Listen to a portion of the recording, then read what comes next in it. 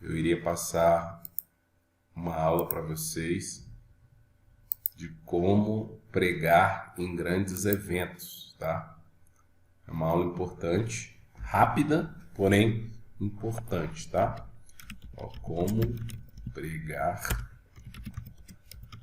em grandes eventos. Deixa eu aumentar aqui. Como pregar em grandes eventos. Para pregar em grandes eventos, a gente tem que levar em consideração algumas características, tá certo? A primeira delas é, primeira é o ambiente. Segundo, público. Depois eu vou explicar para vocês que são cada uma dessas coisas, tá? Terceiro, a comunicação. Ah, mais simples assim, professor? Calma que aí a gente vai destrinchando aqui, tá? Então, o ambiente, quando eu falo a questão do ambiente, você tem que levar em consideração alguns detalhes. Por exemplo, é num estádio, estádio, ginásio, quadra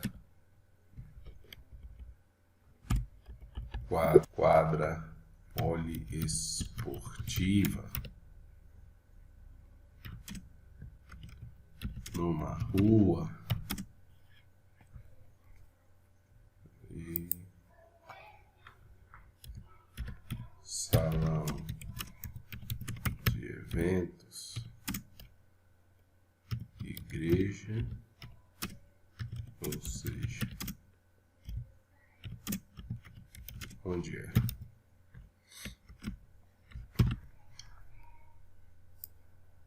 Então vamos lá, gente. Por que que eu coloquei aqui essas opções? Ah, você vai pregar num grande evento. Mas então a gente primeiro vai ter que analisar o seguinte.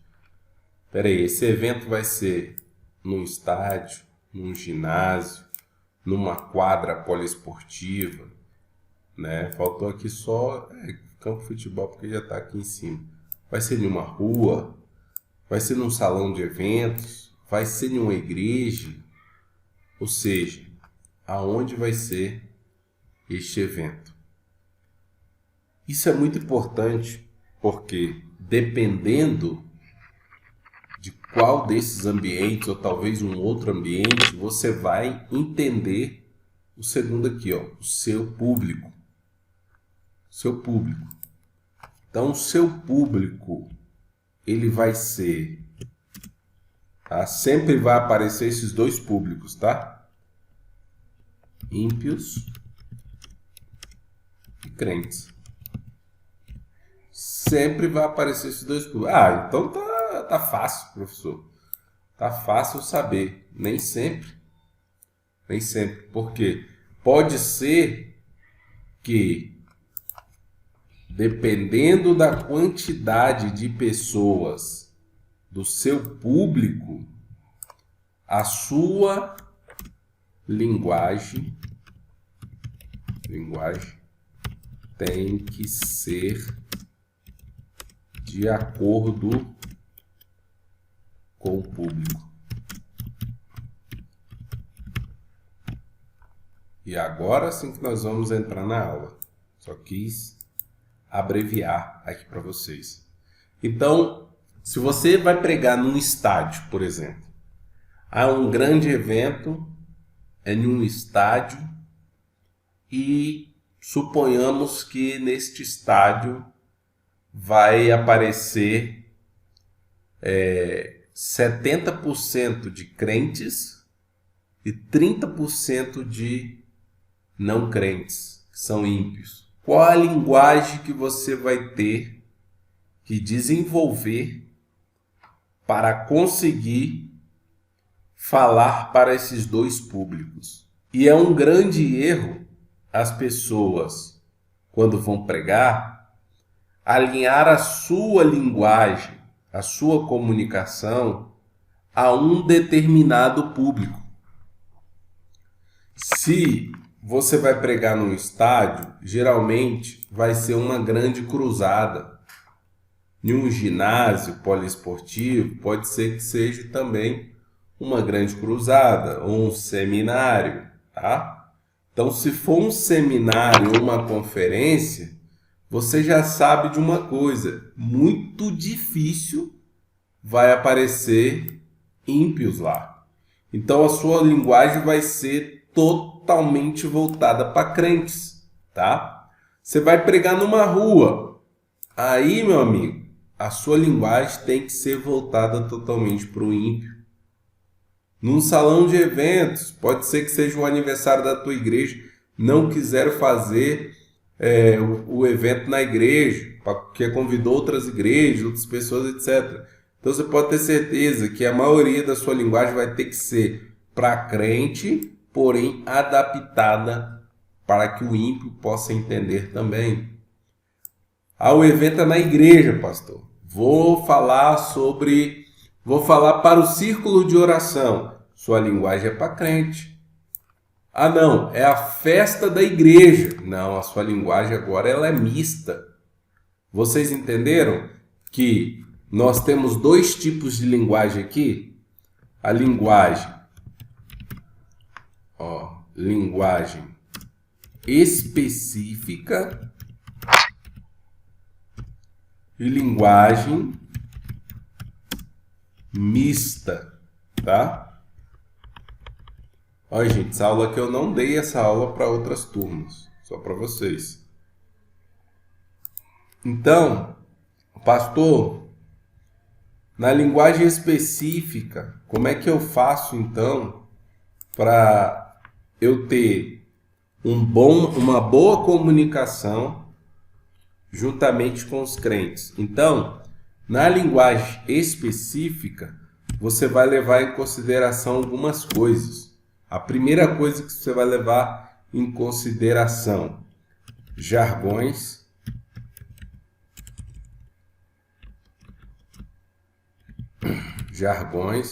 Por quê? Porque o pessoal da igreja conhece, né?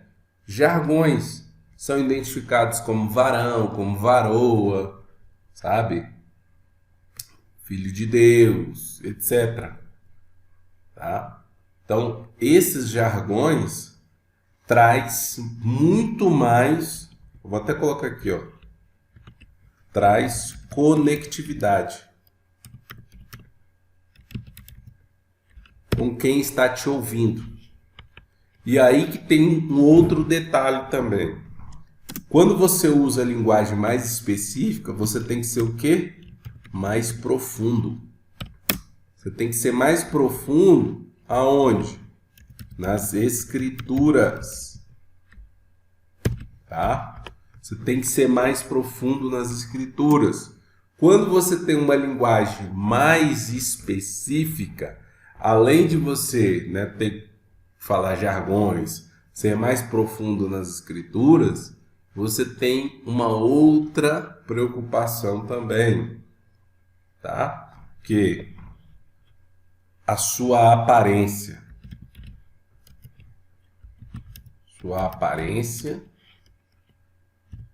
Vou botar aqui, ó. Sua aparência de acordo com o ambiente, tá? Pastor, mas roupa isso não, meu amigo, minha amiga, em nome de Jesus, você na condição de pregador, de pregadora do evangelho, deixa eu até mudar de cor isso aqui, botar para preto.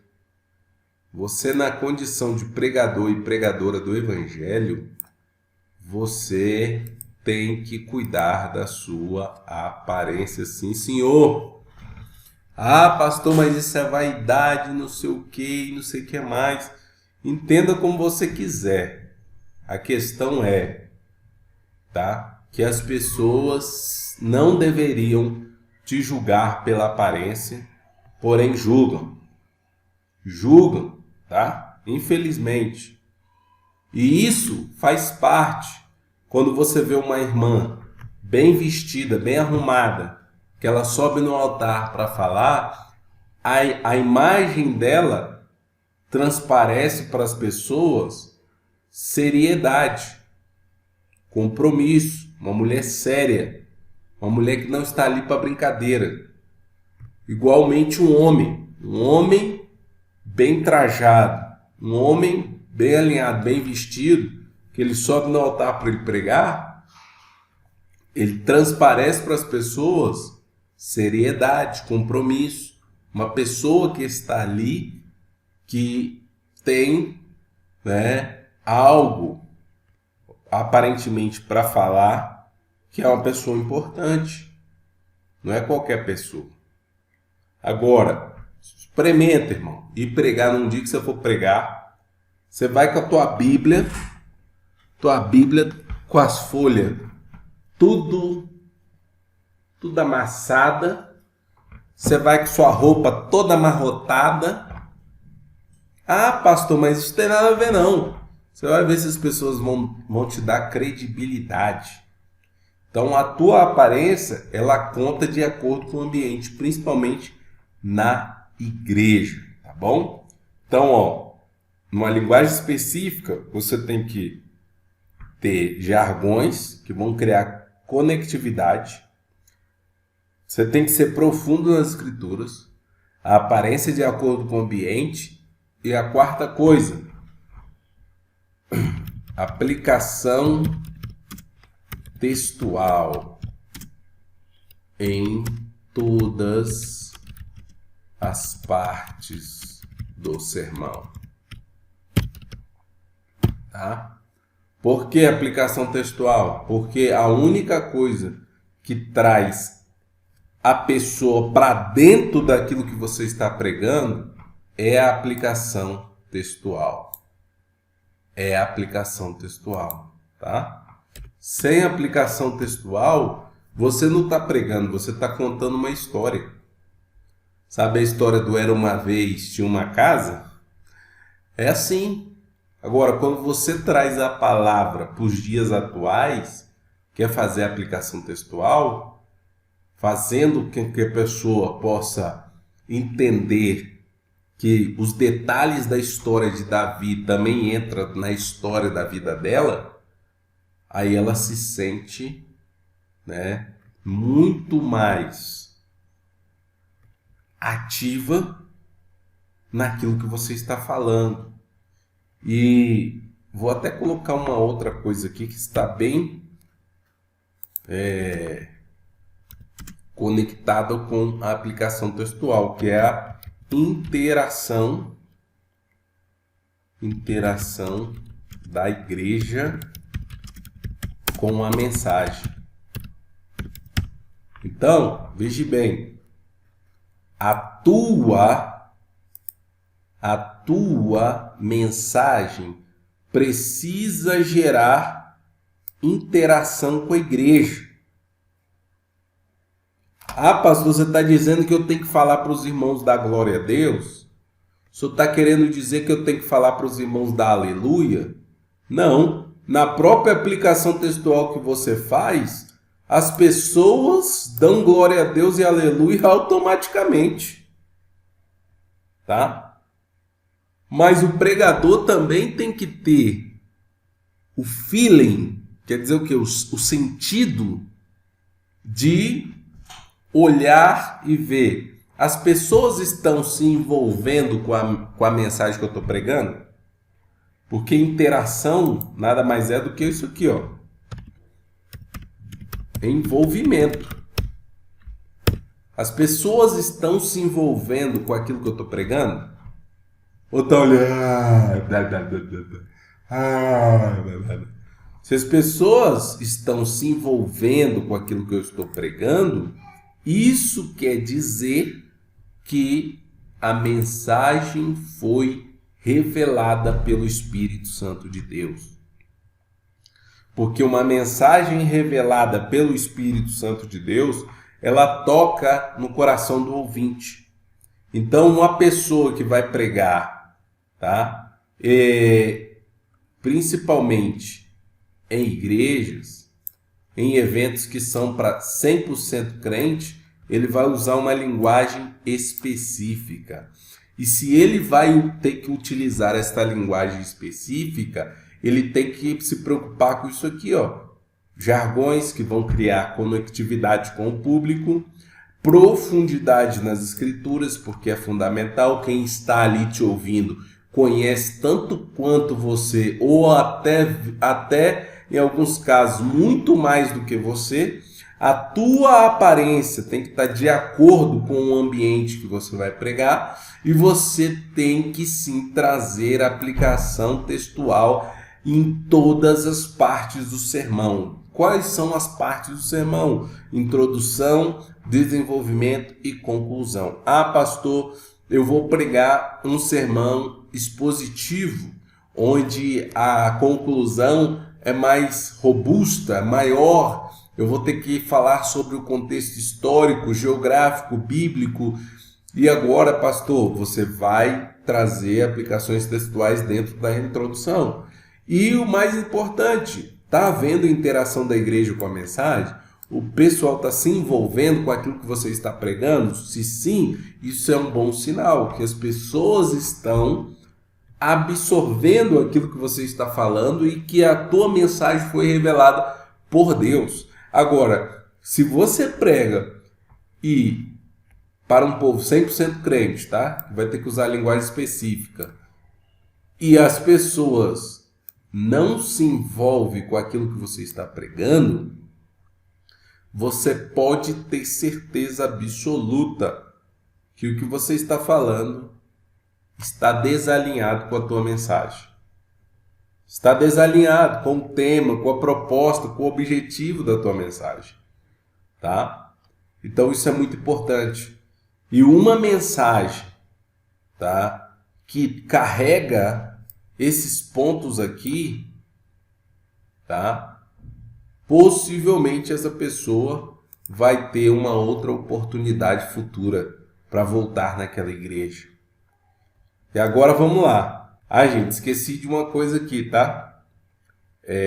Na questão das escrituras, eu botei aqui aprofundo nas escrituras, a pessoa também tem que aprender o máximo possível, tem que se esforçar para trazer uma linguagem, tá? Uma linguagem mais culta possível e menos coloquial, principalmente se tratando do nosso próprio idioma. Pastor, o que é culto, o que é coloquial? Uma linguagem culta é uma linguagem, por exemplo, uma escrita, por exemplo, igual da Bíblia. Você pode ver que, se você olhar a linguagem bíblica, está dentro da gramática, está respeitando a gramática do português. É uma linguagem bem robusta, tá? Uma linguagem bem polida. Uma linguagem coloquial é a linguagem do nosso dia a dia. Você pode ver que tem lugares por aí que eles falam nós vai, nós vem, nós fumo. Então você tem que saber, né, justamente modelar a tua linguagem. E talvez você vai ter que se preparar um pouco mais para estar pregando em grandes eventos, porque Jesus mesmo disse, quanto mais é dado, mais também é cobrado. Uma linguagem mista. E agora, pastor, o que seria linguagem mista? Tá? Então, é utilizar um pouquinho do que está acima, porém, olha aqui, porém, entendendo que seu público agora não tem conhecimento bíblico suficiente para entender palavras e jargões bíblicos. O que isso significa, pastor? Significa algo que eu vejo que muitos pregadores às vezes não se dão conta. Literalmente eles não se dão conta. Aí eles estão pregando ali e, por exemplo, fala um nome lá, Val de Jaboque. Aí o traficante, você está pregando, por exemplo, no morro, o traficante fica ali matutando na cabeça dele. Val de Jaboque, que lugar será que é esse? Que troço será esse negócio aí, Val de Jaboque? Se a pessoa que está pregando não entender, tá, que quem está ouvindo ela pregar é zero na Bíblia, não tem conhecimento nenhum na Bíblia, e que tudo aquilo que ele for falar que foge da cultura do ouvinte, você tem que falar e explicar o significado daquilo que você acabou de falar. Senão você gera na cabeça do ouvinte uma confusão linguística e cultural. Tá vendo aí a questão da linguagem mista?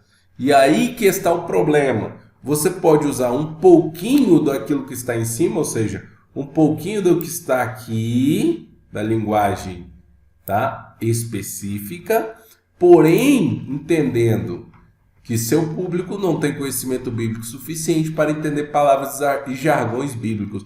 Então, logo, algumas palavras, até mesmo cultas, dependendo de onde você está, você não pode usar. Você tem que usar uma linguagem coloquial, uma linguagem do dia a dia, porém, tome cuidado com gírias, tá? Tome muito cuidado com gírias. Por quê? Porque mesmo a pessoa que está lá no mundo, seja um bêbado, um drogado, uma prostituta, não sei, tá? A pessoa que está lá no mundão, se ela vê que você está usando uma linguagem igual a dele, e você também vai perder a seriedade dele. Então você tem que ser um pouco similar. É quando Paulo fala: eu me fiz de forte para ganhar os fortes, eu me fiz de fraco para ganhar os fracos. Então, se fazer de fraco não quer dizer ser igual a eles, quer dizer ser parecido, semelhante, para que eles venham entender que você tem algumas características deles, mas você não é igual a eles. Você só quer se conectar com eles. Então, por exemplo, já houve casos onde naquele ambiente era normal utilizar a gíria de meu irmão. E aí, meu irmão, tudo bem com você? Eu fui pregar num lugar, num ambiente, onde essa gíria era normal e trazia conectividade. Que foi o quê? Fui pregar uma vez numa boca de fumo. E aí na boca de fumo você não pode ser igual você prega na igreja. Você tem que procurar uma linguagem, sabe, similar às pessoas que estão ali vendendo droga, para você se conectar com eles, de maneira que essas pessoas coloquem atenção naquilo que você está falando. E para a honra e glória do nosso Senhor e Salvador Jesus Cristo, o dono da boca aceitou Jesus. Então, meus irmãos, a linguagem mista, ela conta demais, tá? Porque você vai entender que essa linguagem aqui, ela é mais para quem é ímpio. Essa linguagem aqui, ela é mais para quem é crente, ela é específica. Então, recapitulando, se o seu público é 70% ímpio, 30% crente, você vai utilizar mais na tua pregação mais linguagem mista do que linguagem específica. Porém, se o teu público é o contrário, é mais crente do que ímpio, então mais linguagem específica e menos linguagem mista e etc. Então aí a gente vai para a segunda parte, tá? Qual é a segunda parte, pastor? A segunda parte é o seguinte, nós estamos tratando de um grande evento. Então, num grande evento, como vocês sabem, nós utilizamos sempre dois modelos de sermão. O modelo, tá? Sermão expositivo ou sermão textual. Pastor, e por que eu não posso utilizar o sermão temático, o sermão objetivo? Tá? É simples, tá? Simples. Primeiro, o sermão expositivo,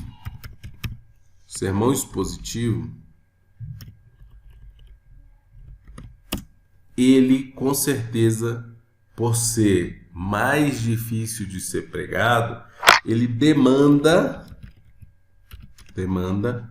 mais conhecimento. Tá? Porém, qual é a dificuldade de você pregar um sermão que demanda mais conhecimento? A dificuldade é você ter que falar ele com uma linguagem mista. Então, logo, o sermão expositivo, como ele demanda mais conhecimento, logo você vai utilizar ele mais quando for pregar em uma linguagem específica.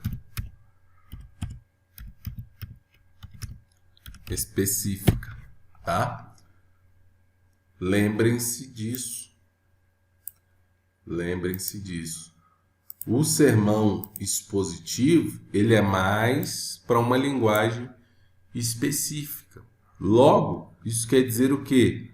Que, pastor, se eu vou pregar no aniversário da minha igreja, num congresso lá na minha igreja, num seminário lá na minha igreja, sermão expositivo. Tá? Sermão expositivo. Por quê? Porque 90% ou 99% que vão estar ali vão ser pessoas já crentes que têm conhecimento. Então você vai ter que utilizar uma linguagem específica. Lembra? Agora, pastor, vou pregar lá na minha rua, tá? Então, vai que aparece lá, sei lá, meio a meio, 50%, tal. O que eu vou pregar um sermão expositivo? Eu não te aconselho, tá? Porque a maioria das pessoas que vão estar ali são pessoas que não têm um conhecimento bíblico, tá? Então, você tem que ter este feeling. E aí, num sermão textual, é o contrário. Ele demanda menos conhecimento. Por quê, pastor? Porque você vai explicar mais os versículos que você leu. Se você pega, né, que ele é de 1 a 4 versículos, você vai estar ali dentro daqueles versículos, imerso naqueles versículos. Então, logo, esses versículos não vão te dar uma amplitude daquilo que você tem que falar, como é o sermão expositivo. E aí, isso fica um sermão que acaba alcançando as duas classes de pessoas. Então, como ele demanda menos conhecimento, também a sua linguagem ela tem que ser mista. Entendeu? Então, você tem que fazer essa leitura, gente. Essa leitura aqui, tá? Gente, alguma dúvida? Comecei a falar, eu disparei aqui. Não sei se vocês pegaram alguma coisa que eu falei, entenderam? Ou eu estou falando grego? Esse conteúdo aqui já é um conteúdo mais avançado, tá? É um conteúdo já de oratória, algo mais avançado para vocês, mas que é algo que no futuro bem próximo, em nome de Jesus, vocês vão ter que utilizar, tá? Vocês vão ter que utilizar. Então, ou seja, cada passo que vocês vão dando, vocês também vão estar provando de uma evolução, tá? Uma evolução no seu cenário, uma evolução no teu ministério. Então, para que o teu ministério ele acabe alcançando mais pessoas, você também tem que mudar. Entendeu? Você também precisa mudar. E nisso que a gente fala, né? Que você precisa mudar, a gente sempre leva em consideração, gente, que vocês não podem ficar da maneira que vocês estão agora, não. Tem que haver um crescimento. Tem que haver um desenvolvimento. E foi o que eu estava falando com a irmã Nilza. Hoje eu corrigi a segunda mensagem da irmã Nilza. Eu estava falando com ela, olha, já notei uma diferença na irmã. Da primeira mensagem para a segunda. Já errou menos. Isso que é um sinal de quê? Mudança, aprendizagem. Isso é um sinal de que ela está crescendo, ela está desenvolvendo, e assim como todos vocês. Então, às vezes nós queremos grandes resultados com pequenos esforços. Não façam isso. Entenda o seu momento. Ah, pastor, eu estou me dedicando pouco. Então você vai ter pouco resultado. Não, pastor, eu estou me dedicando muito, eu estou, sabe, todo dia ali ralando, estudando, assistindo aula. Você pode ter certeza que seu resultado vai ser muito grande. Ah, pastor, mas não chegou ainda meu resultado. Mas vai chegar, ué. Você está trabalhando, você está se esforçando. É um processo, tá? O curso, vou dizer assim, eu comprei o curso, já sou pregadora. Não, não é assim não. Você comprou o curso, você está estudando, você está a quilômetros na frente de 90% dos pregadores brasileiros. Eu falo isso com toda a clareza, tá, gente? Do mundo. Que eu vejo algumas mensagens que até tem no YouTube. Que eu falo assim, meu Deus do céu. Meu Deus. O que esse camarada tá fazendo com a igreja, Senhor? Tem misericórdia. Mensagem sem pé nem cabeça, sem começo nem fim, sem introdução. Você não sabe aí. O camarada fala. Amém, meus irmãos. Fique com Deus aí. Deus... Aí você fala assim, meu Deus, o que esse cara pregou? Às vezes o camarada vai lá e coloca um título lá no vídeo. Você vai ver, não é nada daquilo que a pessoa... não é nada daquilo que a pessoa pregou. Por quê? Porque ele colocou aquele título ali só para chamar a atenção das pessoas mesmo. Mas quando vai ver o conteúdo da mensagem, não tem nada, gente. Tudo bagunçado, tudo desorganizado. Uma mensagem sem pé nem cabeça, sem edificação espiritual. É por isso que eu estou falando para vocês. Eu não ensino vocês a copiar e colar. Ah, não, copia meu sermão aqui, vai lá e prega. Não, gente, não é assim não. Eu ensino vocês a ser dependente do Espírito Santo, tá? Ser pessoas de oração, ser pessoas que estudam e praticam a Bíblia Sagrada, examinam a Bíblia Sagrada, que é o mais importante, para transformar vidas.